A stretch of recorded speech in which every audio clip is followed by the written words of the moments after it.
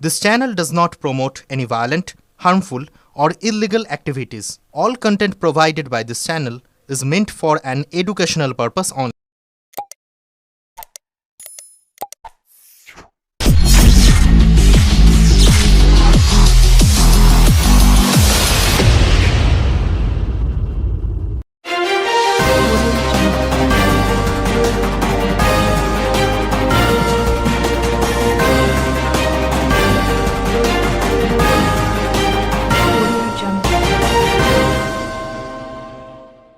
Matrimony সাইটে fake ID বানিয়ে ব্যবসায়ী পরিচয় দিয়ে প্রতারণা হুগলির তরুণীকে ৪৪ লক্ষ টাকা প্রতারণার অভিযোগে গ্রেপ্তার ২ অধরা মূল অভিযুক্ত।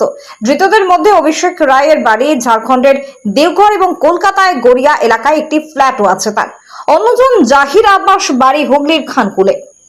ম্যাট্রিমনি সাইটে হুগলিতে এই ধরনের প্রতারণা প্রথম বলে দাবি পুলিশের। এদিন হুগলি সাইবার ক্রাইম থানায় সাংবাদিক বৈঠক করেন হুগলি গ্রামীণ পুলিশের অতিরিক্ত পুলিশ সুপার কল্যাণ সরকার।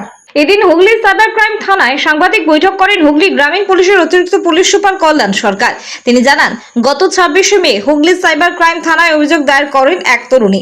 ম্যাট্রিমনিতে এক ব্যবসায়ীর সাথে পরিচয় হয় হুগলির ওই তরুণীর। সম্পর্ক পরিণতির দিকে এগিয়ে নিয়ে যান ওই তরুণী ও তার পরিবার। চলতি বছরের জানুয়ারি মাসে ওই ব্যবসায়ী তরুণীকে জানান তার চালের ব্যবসায় জিএসটি সংক্রান্ত বিষয় ব্যবসায়িক সমস্যা দেখা দিয়েছে, তার ব্যাংক অ্যাকাউন্ট ফ্রিজ করে দেওয়া হয়েছে, টাকার প্রয়োজন। এরপর ধাপে ধাপে মোট ৫টি অ্যাকাউন্টে লক্ষ লক্ষ টাকা হাতিয়ে নেয় ওই প্রতারক। হুগলি সাইবার ক্রাইম থানায় অভিযোগ দায়ের হতেই তদন্তে নামে পুলিশ। প্রতারকের সাথে যুক্ত দুজনকে এই এক সপ্তাহে আগে গ্রেপ্তার করে পুলিশ। তাদের কাছ থেকে উদ্ধার হয়েছে বেশ কয়েকটি মোবাইল ফোন, একাধিক এটিএম কার্ড এবং ব্যাংকের পাসবুক। পাশাপাশি তাদের কাছ থেকে উদ্ধার করা হয়েছে ৬ লক্ষ টাকা। মূল অভিযুক্তকে জালে আনতে তদন্ত এগিয়ে নিয়ে যাচ্ছে পুলিশ। পুলিশ আরো জানিয়েছেন, যাদের গ্রেপ্তার করা হয়েছে তাদের ম্যানেজার হিসেবে তরুণী এবং তার পরিবারকে পরিচয় দিয়েছিল ওই প্রতারক। অতিরিক্ত পুলিশ সুপার আরো বলেন, লক্ষ লক্ষ টাকা হাতিয়ে নেওয়ার পর অভিযুক্ত তার ম্যাট্রিমনি প্রোফাইলটি ডিলিট করে দেয়। ব্যুরো রিপোর্ট, আমার কলকাতা নিউজ। আচ্ছা, অভিযোগকারিনী তার নাম প্রকাশে অনিচ্ছুক, তাই তার নাম এবং ঠিকানা উল্লেখ না করে আমি বলছি। অভিযোগকারিনী আমাদের এখানে 26/5/2025 তারিখে আসেন এবং অভিযোগ করেন, যার ভিত্তিতে cyber PS case number 1225 under section 316 within bracket 2, 318 within bracket 4, 319 within bracket 2 BNS case start হয়। ঘটনাটা এরকম, অভিযোগকারিনী ম্যাট্রিমোনিয়াল সাইট ভারত ম্যাট্রিমনি তার মাধ্যমে প্রতারকের সাথে পরিচিত হন। তারপর তাদের মধ্যে যোগাযোগ স্থাপন হয়, কথোপকথন চলতে থাকে। কয়েকদিনের মধ্যেই প্রতারক তাদের অভিযোগকারিনী এবং তার পরিবারের বিশ্বাস অর্জন করতে সফল হয়।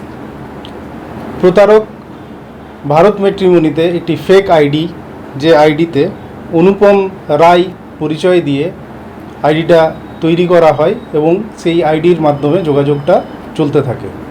এরকম কিছুদিন চলার পরে জানুয়ারি মাসের মাঝামাঝি সময়ে প্রতারক অভিযোগকারিনী এবং তার পরিবারকে জানায় যে তার ব্যবসার কারণে যে জিএসটি দিতে হয় এবং আদার কিছু ট্যাক্সেস যেগুলো দিতে হয়, সেটা সে বিশেষ কারণবশত দিতে না পারার জন্য তার ব্যাংক অ্যাকাউন্ট যেগুলো আছে সেগুলো ফ্রিজ হয়ে যায়।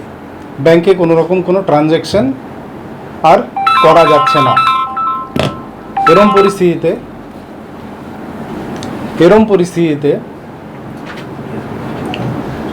একটা অ্যাকাউন্ট নাম্বার দিয়ে অভিযোগকারিনীকে বলা হয় যে ওই অ্যাকাউন্টে যদি কিছু টাকা তাকে দেওয়া হয় তাহলে সে তার যে জিএসটি এবং আদার ট্যাক্সেস, যে ট্যাক্স লাইবিলিটিস আছে সেগুলো পরিশোধ করলে তার ব্যবসা আবার চলতে থাকবে।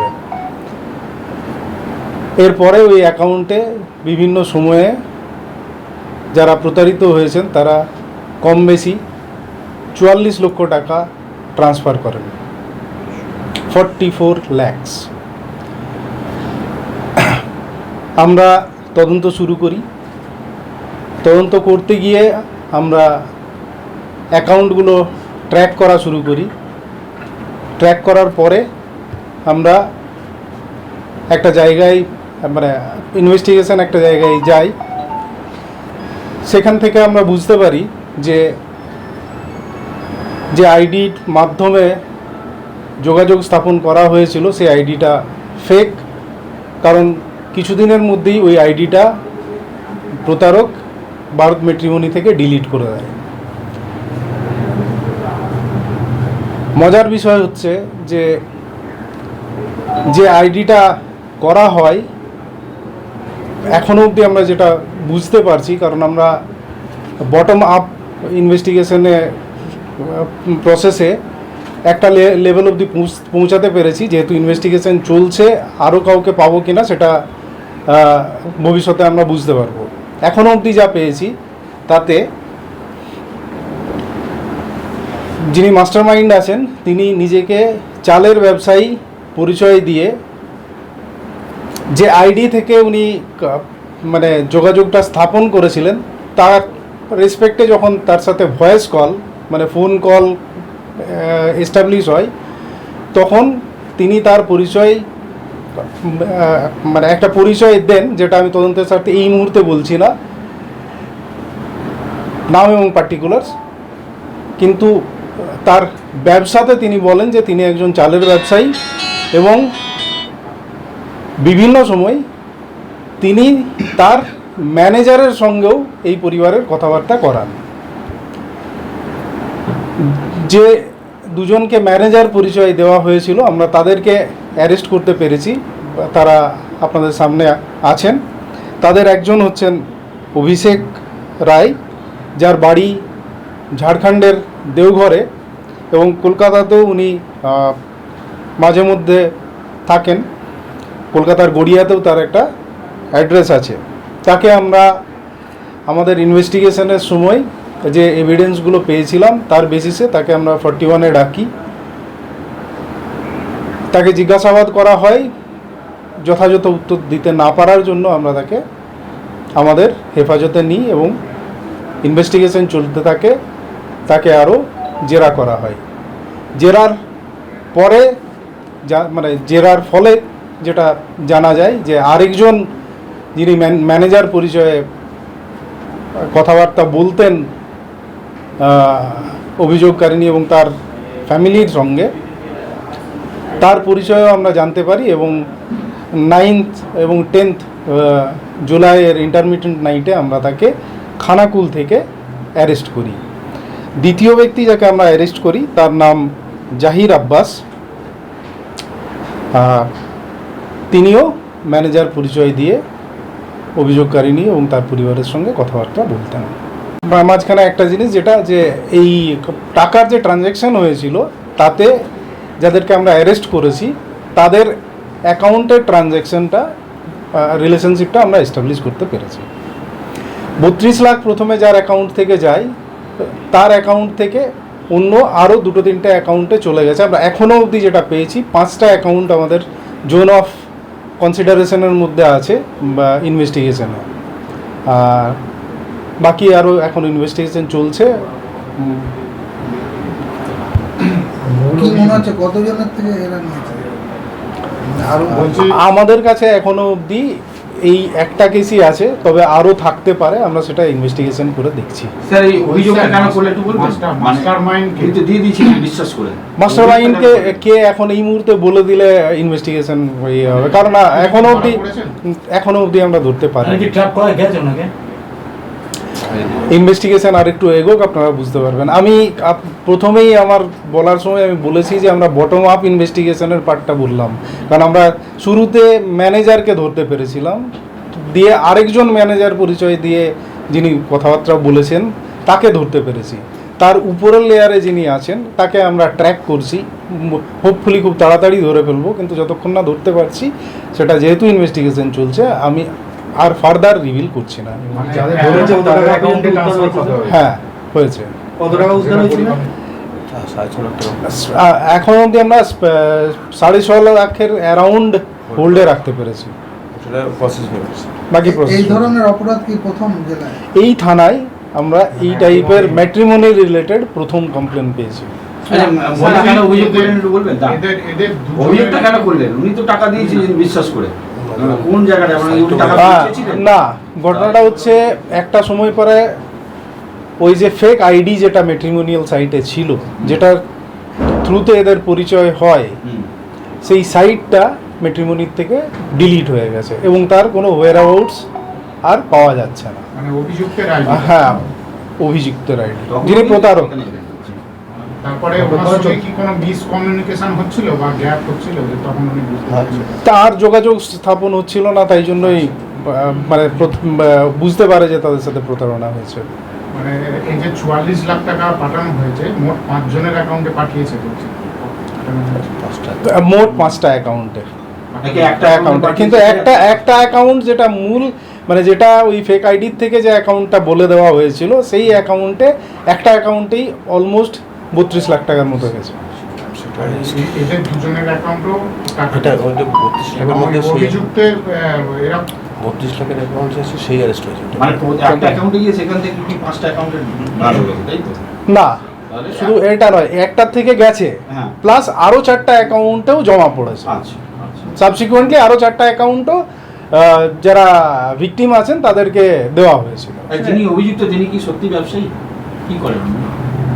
একটু ইনভেস্টিগেশনটা চলুন। ম্যানেজার বলছেন, ম্যানেজার মানে নিশ্চয়ই তিনি কোনো মানে ম্যানেজার পরিচয় দেখুন, করছেন। যিনি ফেক আইডি করেছেন এবং যে প্রসেসে উনি প্রতারণাটা করছিলেন, সেই সময় নিজেকে ব্যবসায়ী পরিচয় দেওয়া এবং সেই ব্যবসায়ী কত বড় ব্যবসায়ী যে তার দুজন ম্যানেজার আছে, সেইটা একটা ইমপারসোনেশনের একটা জায়গা তৈরি হয়েছে। না, আপনাদের তদন্তে কি উঠে এলো? ব্যবসায়ী কি করেন? একটু কিছুদিন ওয়েট করুন, কারণ এখনো আমরা অ্যারেস্ট করতে পারিনি, যখন তখন আমাদের আর রিভিল করাটা ঠিক হবে। জিএসটির জন্য জিএসটি করতে হবে বলে বলছে, 42 লক্ষ টাকা তখন অভিযোগের শব্দ হলো না যে জিএসটি করতে একটা ব্যবসায়ী 42 লক্ষ টাকা লাগবে। দেখুন, একজন মানুষ প্রতারিত কিভাবে হন তার সাইকোলজিক্যাল ব্যাপারটা আমরা কি করে বলতে পারবো? এটাও তো তিনি ভাবার আছে যে 42 লক্ষ টাকা দিচ্ছে। প্রথম কবে পরিচয়? 26 মার্চে ডিসেম্বর- অভিযোগ হলো, কিন্তু তাদের সাথে পরিচয় কবে? ডিসেম্বর 2024। 24 ডিসেম্বর। আর ফার্স্ট ট্রানজাকশন মোটামুটি কবে? Mid of January. সাহেব এটা কি ধরনের গিয়ে 44 লক্ষ টাকা? মিড অফ জানুয়ারি বলতে বলছি তো, না না, মিড অফ জানুয়ারি মানে 15 কাছাকাছি। স্যার, আমাদের কাছে রেকর্ডেড আছে এটা 13। থেকে গেল স্যার। 13 যেটা বলেছে সেটা হচ্ছে 13 জানুয়ারি, আমি বলছি তার মানে 1 মাস পর থেকে 1 মাস পর থেকে। এক মাস পর থেকে টাকা নেই। 5টা এটা এক্স্যাক্টলি নয়, অনেকগুলো অনেকটা আছে। মানে ডিফারেন্স বেশ কয়েকটা। অ্যাকাউন্টে উনি ট্রান্সফার করেছেন। স্যার, এখনো পর্যন্ত কি কি উদ্ধার হয়েছে? আমরা 3খানা মোবাইল উদ্ধার করতে পেরেছি, ব্যাংক অ্যাকাউন্ট কিছু আমরা সিএ করার জন্য মানে ফ্রিজ করার জন্য প্রেয়ার দিয়েছি, একটা পাসবুক আমরা পেয়েছি, 2টো এটিএম কার্ড পেয়েছি। 6.5 লক্ষ টাকা ফিরে গেছে। এখন অবধি 6.5 লক্ষ আমরা ফ্রিজ করতে পেরেছি। মানে আটখানা আছে, বাকি টাকা অন্য জায়গায় ট্রান্সফার করা বা সেগুলো প্রসেস চলছে। বলছি এই যাদের দুজনকে অ্যারেস্ট করেছেন এদের এমনি সমাজে পরিচিতি কি? মানে এরা কি হিসেবে মানে এর আগে কি কোনো ক্রিমিনাল রেকর্ড আছে এদের? আমরা ওগুলো খতিয়ে দেখছি, ঠিক আছে। আর লাস্ট যাকে ধরেছেন বললেন খানাকুল থেকে, তারিখটা কত? 9 আর 10-এর ইন্টারমিডিয়েন্ট নাইট, মানে 9 তারিখ রাত 12টা আর 10 তারিখের মাঝখানে। ওই এটা এক্সাক্ট টাইমটা আমার ইয়ে নেই, বাট যাতে কনফিউশন না হয়, আজকে 11 তারিখ 10 তারিখ না। হ্যাঁ, অভিষেককে দেয় দেহগড় থেকে আসে অভিষেক রায়। একটা অভিষেক রায়কে আমরা এখান থেকে আমি বলেছি 41-এ নোটিশ করে হ্যাঁ জিজ্ঞাসাবাদে কথাবার্তা অসঙ্গতির কার অ্যাকাউন্টে 32 টাকা গেছে? এটা যেটা দেওয়া ছিল সেটা অভিষেক রায়।